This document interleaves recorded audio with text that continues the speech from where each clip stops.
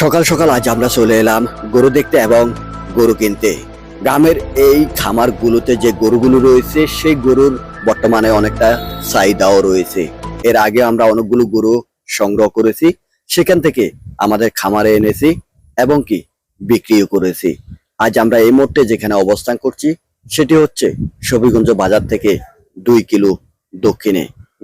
গ্রামের এই গরুগুলো বেশিরভাগ বিলের ধারে ছাড়া থাকে, সেখান থেকে খামারে লালিত পালিত হয়, আর আমরাও সেগুলো আপনাদের জন্য সংগ্রহ করে নিচ্ছি। এই মোটের এই গরুটি আমাদের পছন্দ হয়েছে, দাম নিয়ে কথাবার্তাও চলছে। দামে কথা একমত হয়ে গেলে আমরা এখানে লেনদেন সেরে নিব।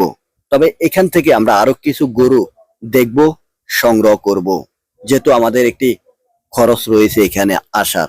সেই খরচ অনুযায়ী আমরা আরো কয়েকটি গরু দেখব, সেখান থেকে আরো কিছু গরু ক্রয় করার চেষ্টা করব।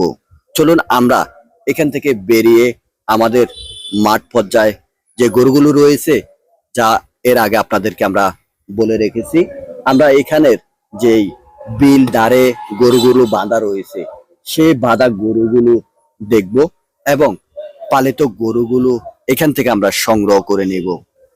বিশাল এক বিল, এই বিলের মধ্যে অসংখ্য গরু দেখা যাচ্ছে। আমরা কয়েকটি গরু দেখেছি, তার পাশাপাশি সামনে যে গরুটি রয়েছে এই গরুটি আমাদের পছন্দ হয়েছে। এর আগেও আমরা একবার এই গরুটি নিয়ে কথা বলেছি।